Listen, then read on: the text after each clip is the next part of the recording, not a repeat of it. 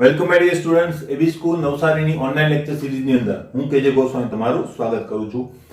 મિત્રો, last time આપણે સ્વાધ્યાયના દાખલાઓ ગણી રહ્યા હતા, ત્યાંથી જ આપણે આગળ વધવાના છીએ. એન્થાલ્પીને લગતા બધા દાખલાઓ પહેલા કમ્પ્લીટ કરીશું, કારણ કે સૌથી વધારે એ દાખલાઓ તમને જોવા મળશે, બરાબર? અને વેરાયટી પણ ત્યાં તમને વધારે જોવા મળશે. તો જોઈ લઈએ. 6.8 થી આપણે શરૂઆત કરવાની છે સ્વાધ્યાયની અંદર. 6.8 નંબર, બરાબર? એક્સરસાઇઝ નો ક્વેશ્ચન છે સાયનેમાઇડ. સાયનેમાઇડ નું અણુસૂત્ર તમને આપેલું છે NH2Cl, બરાબર? હવે આ જે છે ને NH2 ઓર્ગેનિક ની અંદર આને એમાઇન કહેવાય, બરાબર? પણ જો આ રીતે આપેલો હોય તો આને કહેવાય છે એમાઇડ, બરાબર? તો એ વસ્તુ ખાસ ધ્યાન રાખજો. ઇનઓર્ગેનિક માં એને એમાઇડ કહેવાય, એટલે આને કહેવાય છે સાયનેમાઇડ. તો સાયનેમાઇડ ની ડાયોક્સિજન સાથેની પ્રક્રિયા બોમ્બ કેલરીમીટર ની અંદર કરવામાં આવી અને ડેલ્ટા યુ નું મૂલ્ય 742 માઈનસ કિલોજૂલ પર મોલ જેટલું તમને મળ્યું. P નું મૂલ્ય તમને આપેલું છે તાપમાન 298 કેલ્વિન. પ્રક્રિયા માટે 298 કેલ્વિન તાપમાને એન્થાલ્પી ફેરફાર ગણો. તો આપણને કેટલું આપેલું છે અને પ્લસ રિએક્શન પણ નીચે આપેલી છે. તો બહુ ઈઝી દાખલો છે આ, બરાબર? તો જોઈ લો, રિએક્શન તમને નીચે આપેલી છે.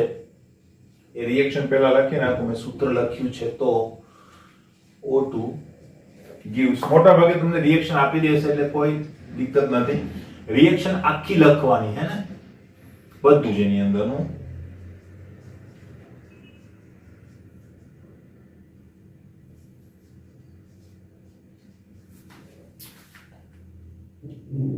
બીજું આપેલું છે આપણને ડેલ્ટા યુ નું મૂલ્ય. ભાઈ જો 0 નથી કર્યું એટલે હું 0 નહીં લખું, બરાબર? બાકી હું પ્રોસિજર ની અંદર કઈ બહુ બદલાવ કરવાનો નથી. કિલોજૂલ પર મોલ. તાપમાન તમને આપેલું છે 298 કેલ્વિન. એન્થાલ્પી ફેરફાર આપણે ગણવાનો છે.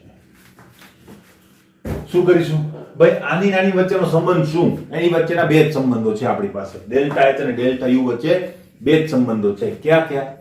એક તો delta H delta U P delta V. બીજો સંબંધ છે આપણી પાસે delta H delta U delta NgR. સૂત્ર જ્યારે આપેલું હોય, મેં તમને કીધું છે, ત્યારે મોસ્ટલી આપણે કોનો ઉપયોગ કરીશું? ડેલ્ટા NgRT વાળા સૂત્રનો ઉપયોગ કરીશું, બરાબર? તો સિમ્પલ સૂત્ર છે, અહીંયા ડાયરેક્ટ આપણે લખી શકીએ. આપણે શું જોઈએ? Delta Ng. એની વેલ્યુ આપણી પાસે નથી, તો એ આપણે મસ્તી સાઈડમાં મેળવીએ છીએ, મેળવી લેવાની. એ જગ્યા જોઈએ જ આપણી પાસે આટલું લખ્યું હોય તો, બરાબર? તો એ ડેલ્ટા Ng શું થશે? વાયુરૂપ નિપજના મોલ. વાયુરૂપ નિપજના મોલ કેટલા છે? 1, 2. આ ગણાશે નહીં, લિક્વિડ છે જો, બરાબર? ખાસ ધ્યાન રાખજો. 2 માઈનસ, બરાબર? પ્રક્રિયકના મોલ. પ્રક્રિયકના મોલ જો G અને G, બરાબર? 1 પ્લસ 3/2 શું થશે? 2 આ બાજુ આવે, પ્લસ થઈ જાય એટલે આનો જવાબ 5/2 આવે કે નહીં? બરાબર? તો હું અહીંયા 5/2 લખી શકું ડાયરેક્ટ જ. ક્લિયર? ઓકે. હવે આમાંથી આ બાદ કરો એટલે શું થાય? બધાને ખબર હોવી જોઈએ કે ભાઈ 2 દુ 4, 4 માંથી 5 બાદ કરો એટલે -1 અને ભાગ્યા 2. મળી ગયો જવાબ, બરાબર? બસ હવે આપણે સૂત્ર મૂકવાનું છે. હવે આપણી પાસે જે સૂત્ર છે મૂકીએ. Delta H delta U delta NgRT. તેથી ડેલ્ટા H ની વેલ્યુ કેટલી હશે? ડેલ્ટા U ની વેલ્યુ તમને આપેલી છે માઈનસ, જો આ કિલોજૂલ માં આપેલી છે. અહીંયા તમે r ની વેલ્યુ પુટ કરવાના છો કે નહીં? એ શેમાં કરશો? જૂલમાં. તો અહીંયા તમારે 1000 વડે પાછું ગુણવું પડશે કે નહીં? બરાબર? તો આને તમારે કન્વર્ટ કરવા પડશે, ખાસ ધ્યાન રાખજો. તો અહીંયા કન્વર્ટ કરીને જ લખું છું 472.7, બરાબર? આને હું 1000 વડે ગુણું તો અહીંયા 2 0 બીજા લાગી જાય કે નહીં? બરાબર? તો આ આપણી પાસે વેલ્યુ આવી ગઈ. પ્લસ કૌંસની અંદર -1/2, બરાબર? બીજા કૌંસની અંદર r ની વેલ્યુ 8.314, ત્રીજા કૌંસની અંદર તાપમાન 298 ઇઝ ઇક્વલ ટુ, બરાબર? હવે અહીંયા માઈનસ આખે આખું આ પદ લખી નાખીએ 7,42,700. 7,42,700. માઇનસ, બરાબર. આનો તમે ગુણાકાર કરશો ત્યારે તમારી પાસે આન્સર આવશે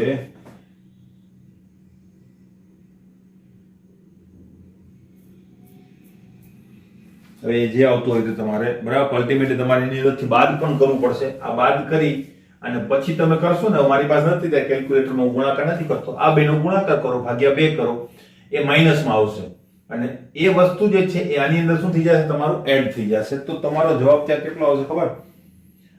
743 એટલે કે 7,43,938. 7,43,000 938.78 આટલો જવાબ તમારો આવશે, બરાબર. અને આ જવાબ જે છે શેમાં આવશે? જૂલમાં આવશે, કારણ કે આપણે જૂલમાં કન્વર્ટ કરીને આ દાખલો ગણેલો છે, બરાબર.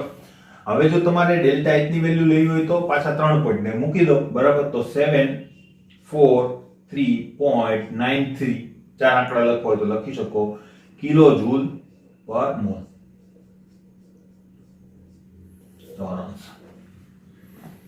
બરાબર. તો આ જ રીતે આન્સર આવે. તમે જોયું આ સૂત્રનો આપણે બહોળા પ્રમાણમાં ઉપયોગ કરેલો છે. તો હવે પ્રેક્ટિસ થઈ જવી જોઈએ. દાખલા જાતે ગણજો, મેં લખ્યું છે, માત્ર ઉતારો મારવાનો નથી, ખાસ ધ્યાન રાખજો.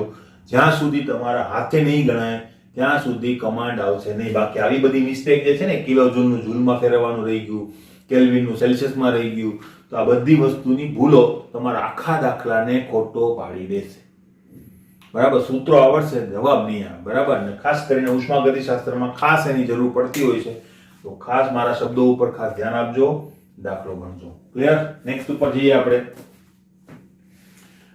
6.9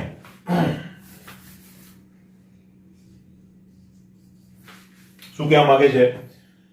60 ગ્રામ એલ્યુમિનિયમ. હવે એલ્યુમિનિયમ તમને આપેલું છે 60 ગ્રામ, બરાબર. તાપમાન 35 ડિગ્રી સેલ્સિયસ થી 55 ડિગ્રી સેલ્સિયસ સુધી વધારવા માટે, હવે જો બે તાપમાન આપેલા છે એટલે T1 35 degree Celsius, T2 55 degree Celsius, બરાબર. વધારવા માટે જરૂરી ઉષ્માના કિલો જૂલની સંખ્યા. ઉષ્મા કીધી એટલે આપણે Q વડે દર્શાવીશું, ખાલી જગ્યા કિલો જૂલમાં આપણને કીધેલું છે. અને એલ્યુમિનિયમની મોલર ઉષ્માધારિતા, જો તો મોલર ઉષ્માધારિતા કીધી છે, બરાબર. એટલે એ વસ્તુ ઉપર ખાસ ધ્યાન રાખવું પડશે. મોલર ઉષ્માધારિતા અથવા તો ઉષ્મા ક્ષમતા ઇઝ ઇક્વલ ટુ 24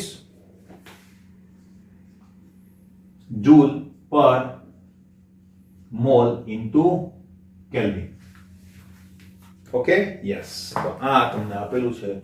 આની ગણતરી કેવી રીતે કરવી? પહેલી વાત, એકમ ઉપર તો આપણી નજર હોવી જ જોઈએ, બરાબર. તો જો એકમ ઉપર મને બે વસ્તુ ખબર પડી, એક તો મોલર ઉષ્માધારિતા છે એટલે પર મોલ છે, એટલે આ વસ્તુ ગ્રામમાં ચાલશે નહીં. જો મને વિશિષ્ટ ઉષ્માધારિતા આપેલી હોય અથવા કાંઈ ના કીધું હોય, ખાલી એમ કીધું ઉષ્માધારિતા આટલી છે, તો હું એકમ જોઈશ. મને માનો કે એમ કીધું હોત કે ભાઈ ઉષ્મા ક્ષમતા જે છે ને એ 24 જૂલ પર મોલ ઇન્ટુ કેલ્વિન છે, તો હું એકમ જોઈને કહી દઈશ કે મારે મોલમાં ગણતરી કરવી પડશે. કદાચ અહીં ના પણ કીધેલું હોય, બરાબર. જો અહીંયા ગ્રામ ઇન્ટુ કેલ્વિન હોત તો હું આ જ ડિજિટ લઈને આગળ વધત. ક્લિયર? હવે મોલ છે તો મારે શેમાં કન્વર્ટ કરવા પડે? મોલની અંદર કન્વર્ટ કરવા પડે. તો મોલની અંદર કન્વર્ટ કરવા માટે એલ્યુમિનિયમનું પરમાણુય દળ તમને ખબર હોવી જોઈએ. એ પરમાણુય દળની વેલ્યુ કેટલી છે? 27. આ યાદ હોવું જોઈએ, બરાબર.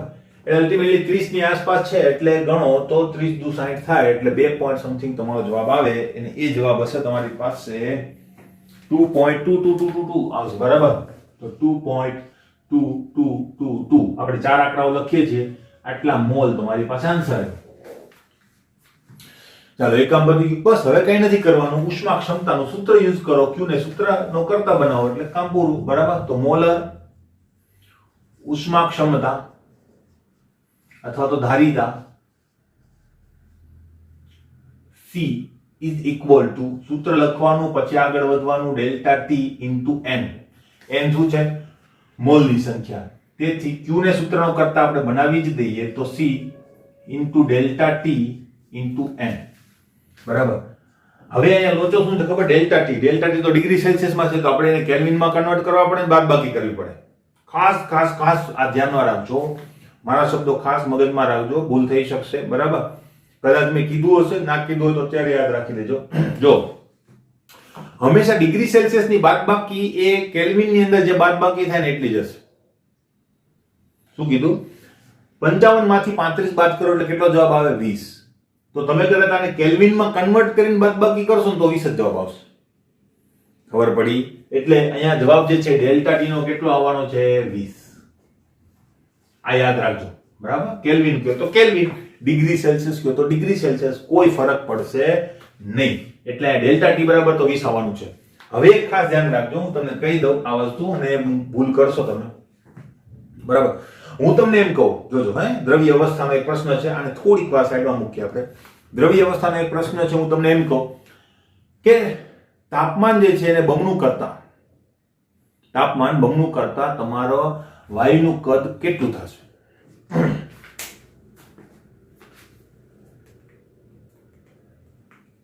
બમણું. બરાબર? વાયુનું કદ કેવું છે? બમણું, કારણ કે બે સમપ્રમાણમાં છે. V is proportional to T. આમ ગણું તો જવાબ ખોટો થાય. કદાચ ક્યારેક આન્સર ના પણ આવે. જો તમને બમણું કીધું હોય તાપમાન, તો તમારે નિરપેક્ષ તાપમાન ગણીને આગળ વધો, તમારો જવાબ બમણો આવે. પણ તમને બમણું તાપમાન કીધું હોય છતાં પણ જવાબ બમણો આવે નહીં. કેમ? તો જોજો ખાસ. જો હું તમને એમ કહું કે એક વાયુ જે છે ને, આ ભૂલ કરો છો તમે, કે 25 ડિગ્રી સેલ્સિયસ તાપમાને છે, બરાબર, અને એનું તાપમાન 50 ડિગ્રી સેલ્સિયસ જેટલું કરતા શું થાય છે? બરાબર? ક્લિયર? તો આમાં તાપમાન બમણું શું કહેવાય કે નહીં? હા, પણ નહીં. ખબર પડી? કેમ નહીં? બરાબર? અહીંયા કદ તમારું બમણું નહીં થાય. કેમ ના થાય? તો કે કારણ શું છે ખબર? કારણ કે આપણું જે છે ને V is proportional to T, એમાં T જે છે ને કેલ્વિનમાં છે. એટલે તાપમાન બમણું કરવા માટે તમારે 25 નો મતલબ 298 ને 298 નું બમણું કરવું પડે, કે જે અહીંયા થતું નથી. અહીંયા કેટલું થાય તમારું? 73 ને 30 કેટલા થશે?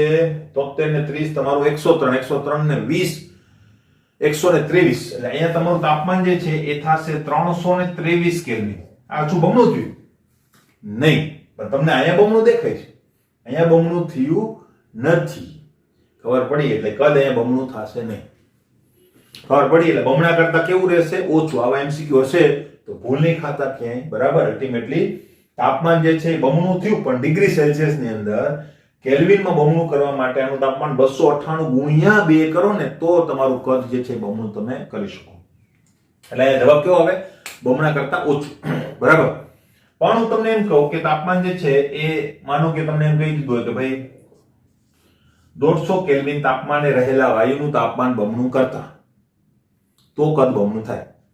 પણ હું તમને એમ કહું કે 25 ડિગ્રી સેલ્સિયસ તાપમાને રહેલા વાયુનું તાપમાન 50 ડિગ્રી સેલ્સિયસ કરતા અથવા બમણું કરતા, તો શું થાય? ડિગ્રી સેલ્સિયસમાં તમારે બમણું કરવું પડે. બરાબર? તો આ દાખલાઓની અંદર ખાસ ધ્યાન રાખવું પડે. તો ધ્યાન રાખજો, બરાબર? ડિગ્રી સેલ્સિયસ અને કેલ્વિનની અંદર ઘણીવાર આ વસ્તુ મેચ થતી હોતી નથી. હવે આના ઉપર આવીએ. બરાબર? એટલે અહીંયા મેં તમને કહી દીધું કે બાદબાકી હંમેશા કેવી થશે? સેમ ટુ સેમ થશે, એમાં કોઈ ઇશ્યુ નહીં આવે. બાદબાકી જો સેમ ટુ સેમ કરો તો C નો મતલબ આપણી પાસે થાય છે ઉષ્મા ક્ષમતા, કે જેનું મૂલ્ય આપણને આપેલું છે ને એ મૂલ્ય આપેલું છે 24 ઇન્ટુ, અને શેમાં આપેલું છે? જૂલમાં. એ પણ મગજમાં રાખવાનું. ડેલ્ટા ટી કેટલું આવશે? હવે એ પણ ધ્યાન રાખવાનું કે માઇનસ છે કે પ્લસ છે. બરાબર? હવે અહીં શું થાય છે? T2 55, T2 minus T1 કરવાનું હંમેશા. એટલે જવાબ કેટલો આવશે તમારો? 10 ગુણ્યા મોલ કેટલા છે? 2.2222 is equal to, તમારો જવાબ જે છે એ આવશે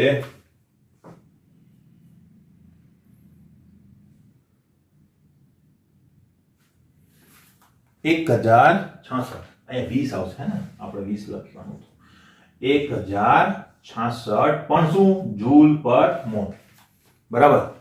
અને અહીં મોલ છે એટલે આપણે મોલ લખી શકીએ. બરાબર? અને હવે અહીંયા હું 3 પોઈન્ટ આમ કરી નાખું તો શું થશે? 1.066 જૂલ. એના બદલે શું થઈ જશે? Kilo joule. આપણો જવાબ. ક્લિયર? બરાબર? તો આ રીતે દાખલો ગણી શકો. નેક્સ્ટ દાખલા ઉપર જઈએ. નેક્સ્ટ દાખલો જો જોઈએ મિત્રો, તો એ છે 6.10.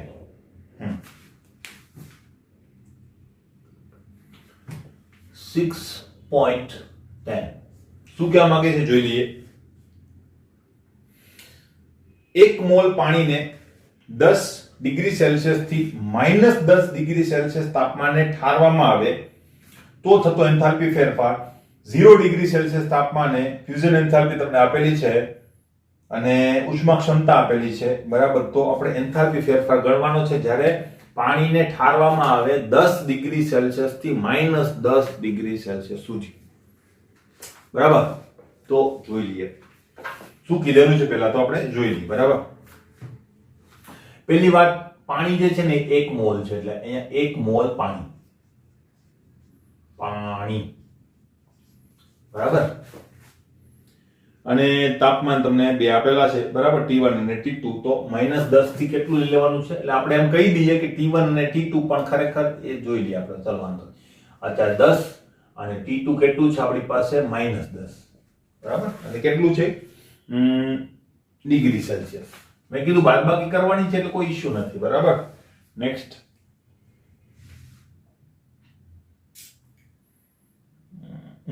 -0 ડિગ્રી સેલ્સિયસ તાપમાને ફ્યુઝન એન્થાલ્પી તમને આપેલી છે.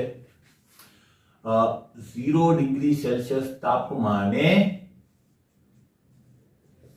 ફ્યુઝન એન્થાલ્પી 0 લખેલું છે તો લખીએ, નહીં તો નથી લખવું. કેટલી આપેલી છે આપણને? 6.03 કિલોજૂલ પર મોલ. સીપી અને બે સીપી આપેલી છે, એક તો પાણી માટે ને એક બરફ માટે, બરાબર. તો સીપી પાણી માટે હું લખું, બરાબર. H2O લિક્વિડ નો મતલબ શું થાય છે? પાણી. અને બીજી સીપી આપેલી છે બરફ માટે. 75.3 કિલો જૂલ પર મોલ, કે જૂલ પર મોલ છે, જૂલ પર મોલ છે, હા ને, તો હમણાં ભૂલ થઈ જશે. 36.8 જૂલ પર મોલ. અને આપણે શોધવાનું શું છે? તો એ ડેલ્ટા H અથવા તો ઉષ્માનો ફેરફાર આપણે શોધવાનો છે, એવું કીધું છે ને. એન્થાલ્પી ફેરફાર ગણો એટલે આપણે એન્થાલ્પી ફેરફાર ગણવાનો છે કે જે Q બરાબર જ હશે, કારણ કે અલ્ટિમેટલી અહીંયા ઘન ને પ્રવાહી વચ્ચે વાત છે એટલે દબાણ કેવું રહેવાનું છે? આપણું અચળ રહેશે, એટલે આપણે કોઈ ઇશ્યુ થશે નહીં. તો અહીંયા આપણો ક્વેશ્ચન માર્ક છે. ક્લિયર? શું કરશું અહીંયા? મોસ્ટ લોજિકલ દાખલો છે. આવા દાખલાઓ તમારી પાસે હશે, કોઈ પણ સ્વરૂપે હોઈ શકે, બરાબર. વાયુમાં પણ રૂપાંતર થતું હોય, પ્રવાહીમાં રૂપાંતર થતું હોય, તો આની અંદર શું કરવું ખાસ ધ્યાન રાખજો આવા દાખલાઓની અંદર. હવે તમને એક વસ્તુ અહીંયા ખ્યાલ આવશે કે સર કેમ અચળ તાપમાને જ બધી વસ્તુ કરતા હતા, કેમ તાપમાન બદલાવતા નતા, બરાબર. મેં એક બે જગ્યાએ યાદ હોય તો તમારે પેલી તરવૈયા વાળો નહીં, સોરી, બીજો એક દાખલો હતો કે એમાં ઘણા બધા સુધારા કરાવ્યા. 393 છે, ત્યાં 393 નહીં ચાલે, 298 જોઈશે, બરાબર. તો ત્યારે પણ મેં વાત કરી હતી કે જો તાપમાન ત્યાં બદલાવવામાં આવે તો ખાલી કલા પરિવર્તન નથી થતું, કલા પરિવર્તન ઉપરાંત પણ ઉષ્માનો ફેરફાર થાય છે.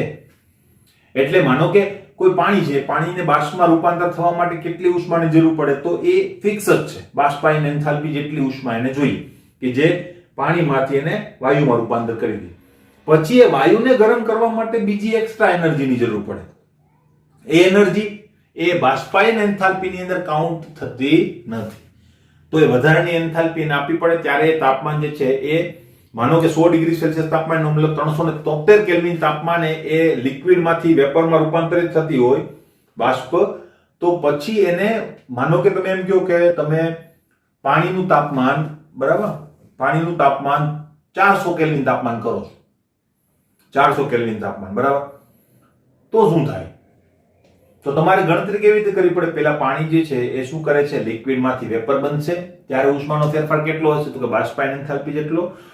પછી વાયુ સ્વરૂપમાં એની ઉષ્મા ધારિતા કેટલી છે, બરાબર. તો 400 કેલ્વિન તાપમાને કેટલી ઉષ્મા ગ્રહણ કરશે એનો સરવાળો કરો, ત્યારે તમારી પાસે સાચી એન્થાલ્પી આવે, બરાબર. હવે મેં આટલું બધું કીધું, કદાચ તમને ખ્યાલ ના આવ્યો હોય તો હવે હું લખી દઉં, જોઈ લો.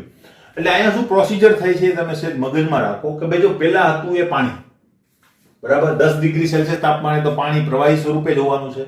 પણ જ્યારે -10 ડિગ્રી સેલ્સિયસ તાપમાને આવશે ત્યારે શું થશે? એ વચ્ચે બરફ પણ બની જશે, બરાબર ને? એટલે 10 ડિગ્રી ત્યાંથી 0 એ બરફ બનશે અને એ બરફ પાછું -10 ડિગ્રી સુધી જશે. આખી પ્રોસિજર ખબર પડી, બરાબર? તો એ બધા સ્ટેપની અંદર જે એન્થાલ્પી ફેરફાર થાય છે, જે ઉષ્માના ફેરફારો થાય છે, એ આપણે કાઉન્ટ કરવા પડે. ક્લિયર? તો આખી સિક્વન્સ શું છે તો એ હું તમને કહી દઉં અને પછી એનો સરવાળો કરી દઈએ એટલે આપણો જવાબ. દાખલામાં કંઈ નથી, બરાબર, પણ એક લોજિક આપણા મગજમાં ડેવલપ થવું જોઈએ કે આ તાપમાન દરમિયાન શું થાય છે. તો જો પેલા તાપમાન હતું 10 ડિગ્રી સેલ્સિયસ, બરાબર. 10 ડિગ્રી સેલ્સિયસ નો મતલબ શું થાય છે? 283 કેલ્વિન તાપમાન આટલું હતું, બરાબર. ત્યારે H2O કેવું હતું? લિક્વિડ હતું. ત્યાર પછી કોઈ એક પ્રક્રમ કર્યું આપણે કે જેની અંદર ઉષ્મા ગુમાવી, બરાબર. ડાયરેક્ટ -10 નહીં લખવાનું. ત્યાર પછી એક સ્ટેપ એને પાર કર્યું હશે કે આ જે લિક્વિડ પાણી છે એ લિક્વિડ પાણી સુધી જ રહ્યું, હજુ એને કલા પરિવર્તન નથી કર્યું, પણ એનું તાપમાન કેટલું થઈ ગયું? 273 કેલ્વિન, કે જે એનો ફ્રીઝિંગ પોઈન્ટ છે, બરાબર. ત્યાંથી ફરીથી એને ઉષ્મા ગુમાવી અને લિક્વિડમાંથી શું બની ગયું? સોલિડ, એટલે કે બરફ બની ગયું, બરાબર.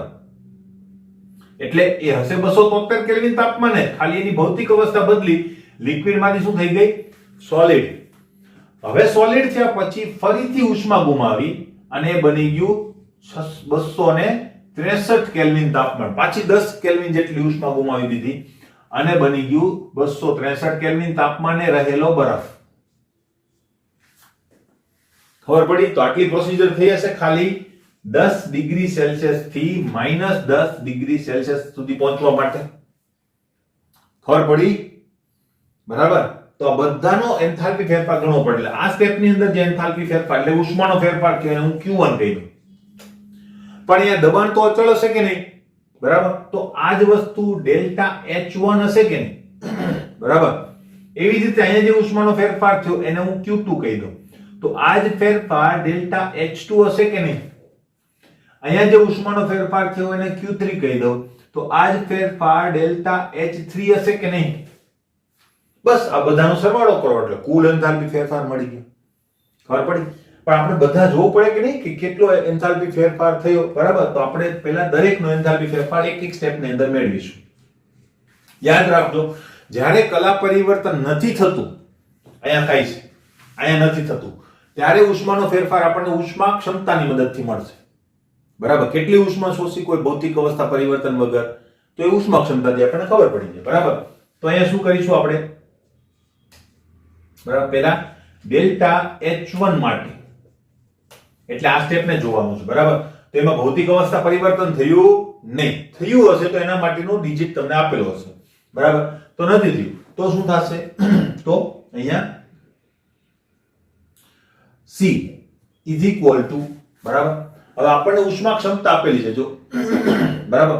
હવે આ ઉષ્મા ક્ષમતા મોલર ઇન્ટુ કેલ્વિન હશે, મારો ભૂલ છે, બરાબર. Mall into kelvin.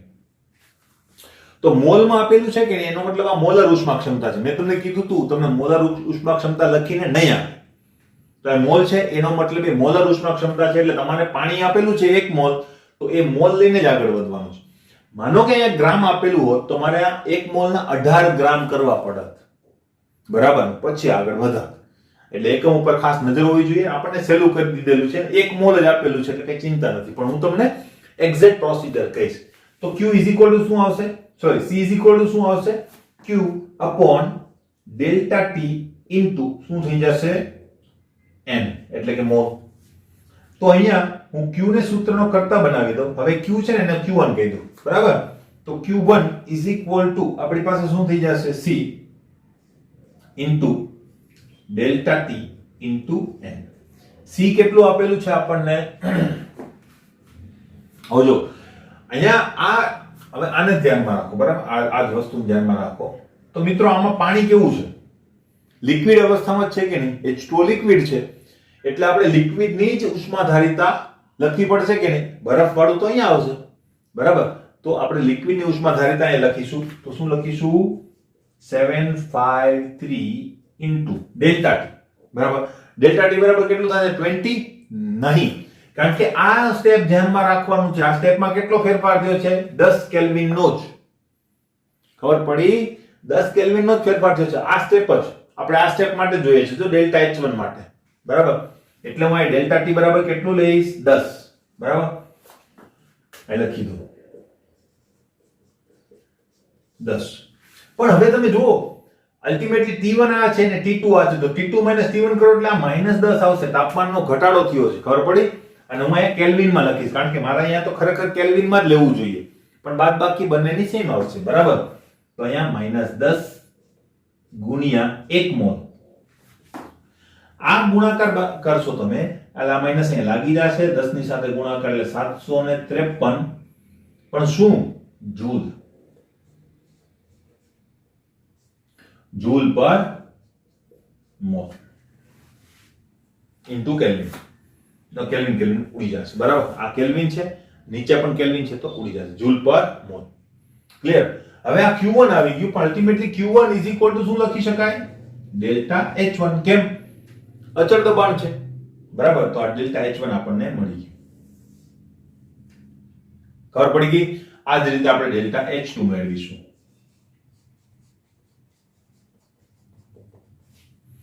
Delta H2 માં શું થયું છે? હવે આને ભૂલી જાઓ, બરાબર. એ આપણને મળી ગયું. હવે આ સ્ટેપ જુઓ. લિક્વિડ માંથી સોલિડ બન્યું, તાપમાન ચેન્જ થયો નથી, તો અહીંયા આપણે ઉષ્માધારિતાનું કોઈ કામ નથી, બરાબર. અહીંયા ફેઝ ચેન્જ માટેની એન્થાલ્પી છે કે જે તમને અહીં આપેલી છે. જો ક્યાં આપેલી છે? આરે ફ્યુઝન એન્થાલ્પી, બરાબર. પણ ફ્યુઝનનો મતલબ શું થાય? ગલન. ગલનનો મતલબ શું થાય? ઘનમાંથી પ્રવાહી. આ પણ ધ્યાન રાખવું પડે, બરાબર. આની અંદર ઘણું બધું શીખવા મળે એવું છે દાખલાની અંદર. તો ફ્યુઝનનો મતલબ થાય ગલન, ગલનનો મતલબ થાય ઘનમાંથી પ્રવાહી. તો ઘનમાંથી પ્રવાહીમાં ફેરવવાનું છે કે પ્રવાહીમાંથી ઘન કરવાનું છે? પ્રવાહીમાંથી ઘન. એનો મતલબ કે આ એન્થાલ્પી જે છે એની ઊંધી એન્થાલ્પી આપણે લેવાની છે. ઊંધી એન્થાલ્પીનો મતલબ પ્રક્રિયા ઉલટી છે.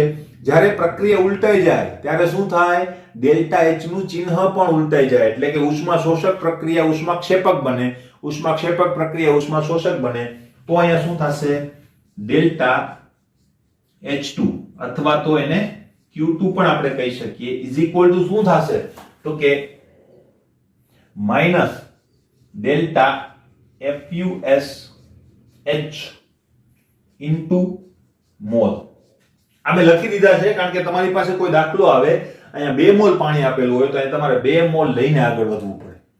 ખાલી એમ જ આ લઈને આગળ વધી શકાશે નહીં, કારણ કે આ પર મોલ છે. 1 મોલ માટેની 2 મોલ હોય તો અહીં 2 વડે ગુણવું પડે. તો અહીં તમારો જવાબ કેટલો આવશે? -6.03. હવે જો આ શું છે? કિલો જૂલ છે. આપણે બધાનો સરવાળો કરવાનો છે કે નહીં? તો સરવાળો કરવા સમયે આપણને પ્રોબ્લેમ આવશે, કારણ કે આ બધી વસ્તુ પાછી જૂલમાં છે, બરાબર. તો અહીંયા હું એને જૂલમાં કન્વર્ટ કરી શકું? હા. તો 6030 જૂલ પર મોલ. તો આપણને H2 પણ મળી ગયું, બરાબર. હવે H3 માટે જઈએ, બરાબર. તો ડેલ્ટા H3 માટે તો Q3 ઇઝ ઇક્વલ ટુ, બરાબર. હવે જો તમે ડાયરેક્ટ લખી શકો, અથવા તો જો Q3 માં શું થયું? હવે આને ભૂલી જાઓ, આ સ્ટેપ યાદ રાખો. ફેઝ એક જ છે. જો ઘનમાંથી ઘન ફેઝ ચેન્જ નથી થતો, બરાબર. તાપમાનનો ચેન્જ થાય છે, તો અહીંયા કોનો ઉપયોગ કરીશું? ઉષ્માધારિતાનો. અને કયો? સોલિડ માટેની ઉષ્માધારિતા. તો અહીંયા ફરીથી આપણે સૂત્ર લખીશું C is equal two Q3 upon delta T into N. તો અહીંયા Q3 ઇઝ ઇક્વલ ટુ મારી પાસે શું આવશે? તો કે Q3 ઇઝ ઇક્વલ ટુ મારી પાસે આવશે C into delta T into N, બરાબર. હું અહીંયા લખી નાખું એટલે તમને ભૂલ ના થાય, બરાબર. આ પાણી, અહીંયા લખું છું બરફ, બરાબર. એવી જ રીતે હું અહીંયા પણ લખી નાખું પાણીદા, અને લખેલું છે, બરાબર. હવે શું થશે? બરફ. બરફ માટેની એન્થાલ્પી કેટલી છે? 36.8 ગુણ્યા ડેલ્ટા T. ડેલ્ટા T અહીં કેટલું આવશે? 10. પણ મિત્રો ઘટ્યું છે કે નહીં તાપમાન? જો એટલે T2 માંથી T1 બાદ કરો એટલે આ જવાબ કેવો આવશે? માઈનસ. તો અહીંયા શું આવશે જવાબ? -10 ગુણ્યા 1, એનો જવાબ આવશે -368 જૂલ પર મોલ. અને આ Q3 અચળ દબાણ શું બની જશે? Delta H3. ક્લિયર? તો આપણને ત્રીજી વેલ્યુ પણ મળી ગઈ. હવે કુલ એન્થાલ્પી ફેરફાર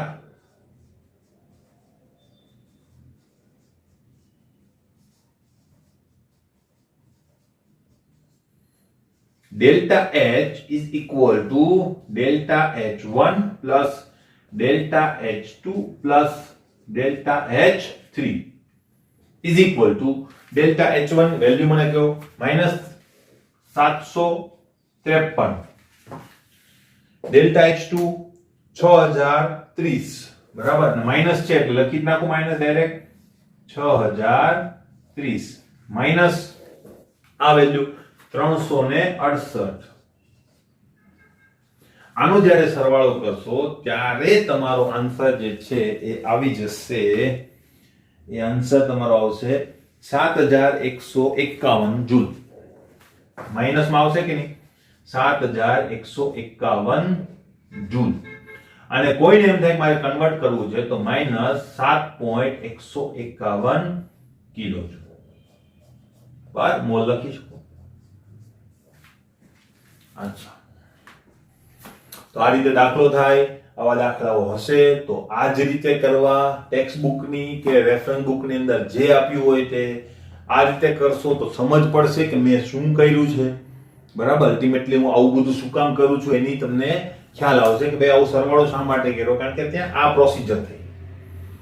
બરાબર? તો પ્રોસિજર કોઈ પણ હોઈ શકે. તમને ઊંધી પ્રોસિજર પણ આપેલી હોય, કદાચ બે પ્રોસિજર પણ આપેલી હોય કે ભાઈ 0 ડિગ્રી સેલ્સિયસ તાપમાને રહેલા પાણીનું -10 ડિગ્રી સેલ્સિયસે રહેલા બરફની અંદર રૂપાંતર થાય ત્યારે થતો એન્થાલ્પી ફેરફાર. તો તમારે માત્ર આ બે સ્ટેપ જ ધ્યાનમાં લેવાના હોય કે 273 માંથી ફેઝ ચેન્જ, લિક્વિડ માંથી સોલિડ, અને એ સોલિડ નું તાપમાન ઘટાડો. તો તમારી પાસે માત્ર એક જ એક જ ઉષ્મા ક્ષમતા આપવી પડે બરફવાળી, પાણીની કઈ જરૂર નથી. બરાબર? પછી એક બીજો દાખલો પણ છે કે એક રકાબીની અંદર એક બરફનો ટુકડો મૂકેલો છે. આ બરફનો ટુકડો આટલા કોઈ પણ તાપમાને 0 ડિગ્રી સેલ્સિયસ ધરાવતું પાણી આપે ત્યારે થતો એન્થાલ્પી ફેરફાર. બરાબર? તો ત્યાં તમારે શું કરવાનું? ઊંધુનો મતલબ બરફ ઘન છે, ઘનમાંથી એ લિક્વિડ થાય ને લિક્વિડમાંથી એ પાણી થાય. હવે તાપમાન તમને જે આપેલું હોય તમને તે જ તાપમાન આપ્યું હોય તો પતી ગયું, તો આટલું જોવાનું હોય. અને તમને એમ કીધું હોય કે બરફમાંથી 50 ડિગ્રી સેલ્સિયસ ધરાવતું પાણી આપે તો પહેલા 0 થી 0 અને પછી 0 થી 50 સુધી જાઓ.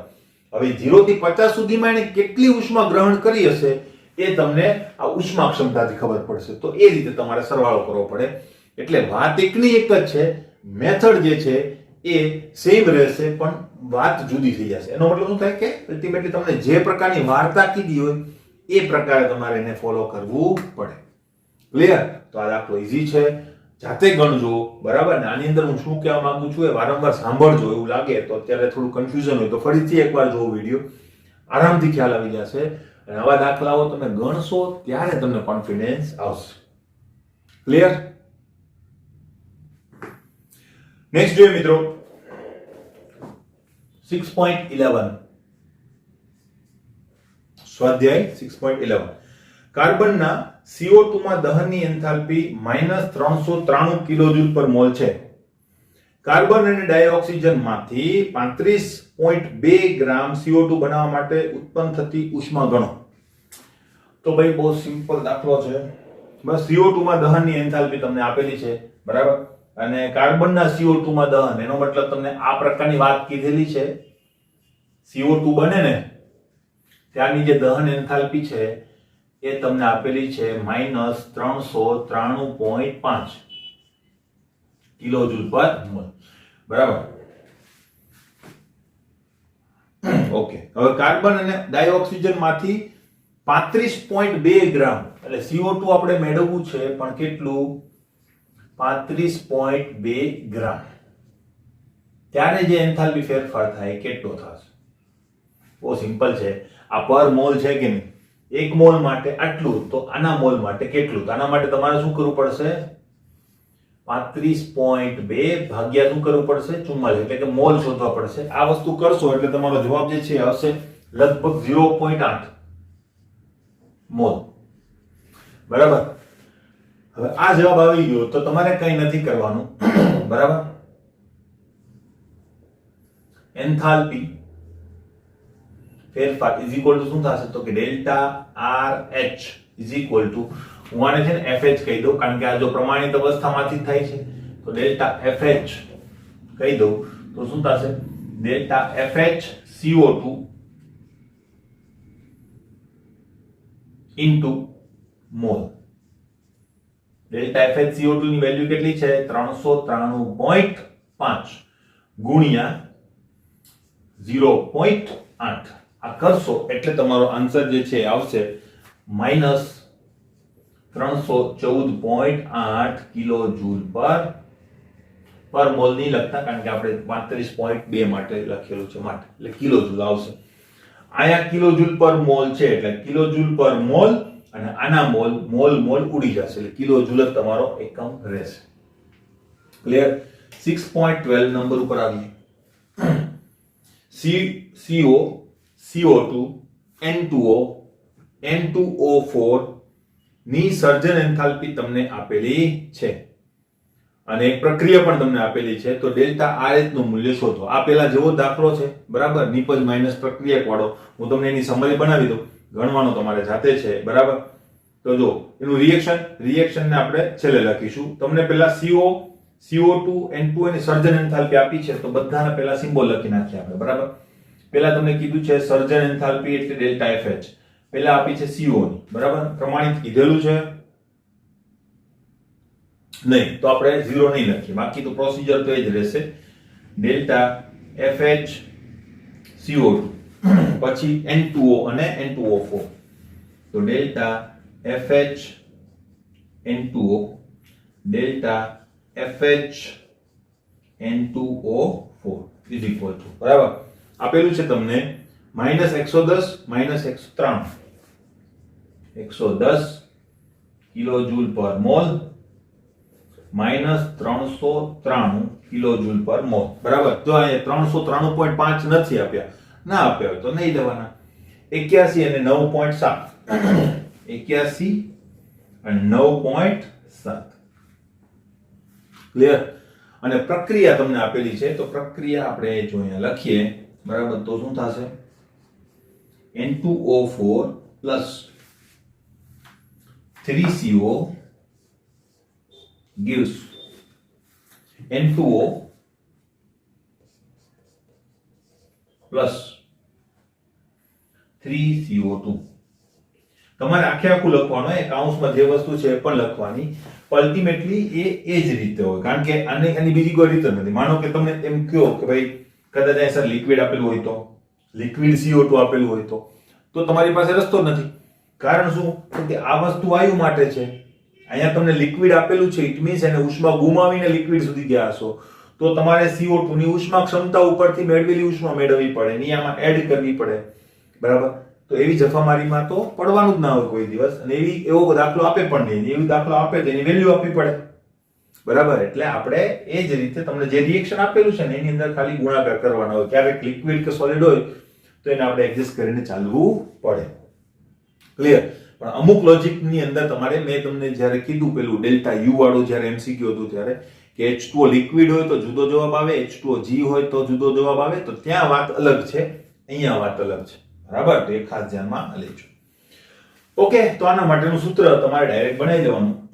Delta RH is equal to delta FH નિપજ માઇનસ ડેલ્ટા FH પ્રક્રિયક. હવે તમને બનાવતા આવડે છે, આવા ઘણા બધા દાખલાઓ કર્યા છે, તો પહેલા આનો સરવાળો કરો, પછી આ એ અહીંયા મૂકો, પછી આનો સરવાળો કરો, એ અહીંયા મૂકો, બંનેની બાદબાકી કરો. વાત થઈ ગઈ પૂરી. સીધો સરવાળો કરીને આ મેળવવાનું છે, બીજું કઈ છે નહીં, બરાબર. તો આ તમારે અહીંયાથી હોમવર્કમાં આન્સર જે છે એ તમારો આવશે -46.2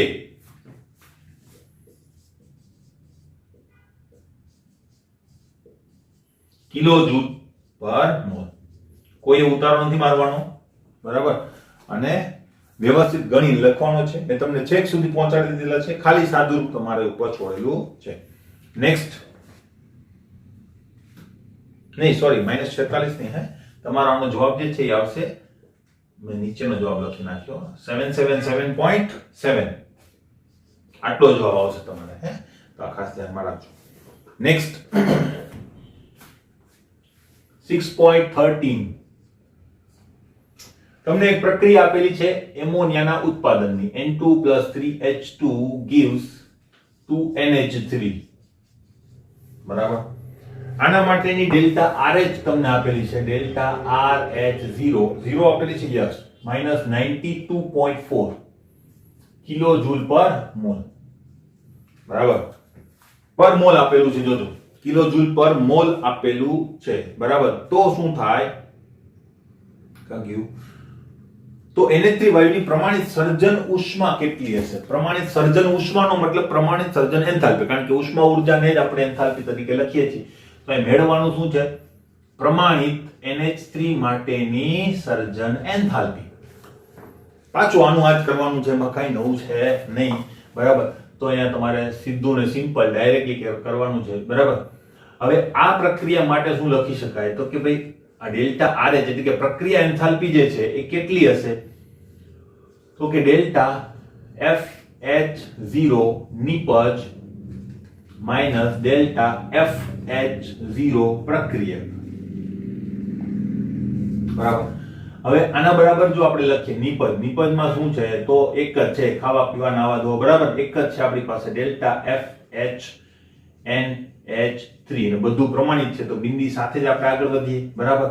માઈનસ પ્રક્રિયકની અંદર 2 છે આપણી પાસે, બરાબર. Delta FHN2 0 plus 3 into delta FHH2 અને 0, બરાબર. હવે આ બે તો 0, કારણ કે તત્વોના પ્રમાણિત સ્વરૂપો છે અને એના માટેની એન્થાલ્પી 0 થઈ જાય, બરાબર. તો આ બંને આખે આખું શું થઈ જશે? 0.0. કારણ લખવાનું, કારણ કે ડેલ્ટા n આમાં લખી નાખવાનું, બરાબર. એ લખી નાખું delta RH0 = 2 delta FHNH3 0, because of તો કે ડેલ્ટા FHN2 0 = 0.0 અને ડેલ્ટા FHH2 0 = 0.0. કેમ? પ્રમાણિત સ્વરૂપો છે, પ્રમાણિત એન્થાલ્પી શૂન્ય થાય, માટે બધું શૂન્ય, બરાબર. તો અહીંયા શું થશે? તો કે ડેલ્ટા FHNH3 0 = ભાગ્યા થશે કે નહીં, બરાબર. 2 ભાગ્યા આવી જશે તો -92.4 એની વેલ્યુ ભાગ્યા 2 કરો એટલે જો 46 દુ 92, 45 દુ 90, 46 દુ 92 અને 0.4 છે તો એ 0.2 થઈ જશે. એટલે જવાબ તમારો જે છે ને એ લગભગ આવશે 46.2 કિલોજૂલ પર મોલ. પ્રક્રિયા એન્થાલ્પી, બરાબર. બસ આ એક તમારો આન્સર. ક્લિયર? એટલા માટે હું કહું છું કે રાસાયણિક સમીકરણની અંદર તમારે અહીંયા ખાસ કરીને પહેલા H2O ની અંદર, હવે તમે જો આ રીતે લખો H2 + O2 gives H2 અને એ 2 વડે ગુણી નાખો, બરાબર. અને તમે એ લખો કે આની અંદર જે ફેરફાર જે છે એ કેટલો છે? તો કે 285.8, પણ 285.8 કિલોજૂલ પર મોલ છે. એનો મતલબ આ 1 મોલ માટે છે. તમે આ સમીકરણની અંદર ડબલ લખેલું છે, બરાબર. તો તમારે ત્યાં 285.8 ગુણ્યા 2 કિલોજૂલ પર મોલ લખવું પડે. તો એવું ના થાય, અને કારણ કે પછી ઇન્ટરપ્રિટેશન જ ખોટું થાય. હવે આ રિએક્શનનો ઉપયોગ કરીને કોઈ વસ્તુ તમે શોધવા જાઓ તો ના મળે, કારણ કે તમે અહીંયા જે એન્થાલ્પી લખી છે એ અડધી છે. એટલા માટે પ્રયત્ન કરવાનો કે જ્યારે સર્જન એન્થાલ્પી લખતા હોય ત્યારે અહીંયા 1 હોવો જોઈએ. એટલે 1/2 કરીને આન્સર લ્યો ને તો તમે લગભગ કોઈ દિવસ ખોટા પડો નહીં. ક્લિયર? તો આ બધી વસ્તુ ખાસ પ્રેઝન્સ ઓફ માઇન્ડમાં રાખવાની. આ દાખલા ગણજો, કારણ કે આનો સિમ્બોલની અંદર બહુ બધી ભૂલો તમે કરશો, બરાબર. તો સિમ્બોલ લખવામાં જ ભૂલો થાય છે, કારણ કે સિમ્બોલ બહુ મોટા મોટા છે, બરાબર. તો બરાબર વ્યવસ્થિત રીતે સિમ્બોલ લખી અને આગળ વધવું, અને એની પ્રેક્ટિસ કરશો તો જ એ વસ્તુ તમારી ફાવટની અંદર આવશે. તો આ એક હોમવર્કનો દાખલો છે. બરાબર કરી દેજો. બરાબર. અને એની આગળનો એક દાખલો છે બરાબર ટેક્સ્ટબુકની અંદર, તો એ પણ તમારાથી થશે, તો પ્રયત્ન કરજો કરવાનો. બરાબર. એન્થાલ્પીના દાખલાઓ, હવે બધા દાખલાઓ તમારાથી થશે, કોઈ ઇશ્યુ થશે નહીં. ક્લિયર?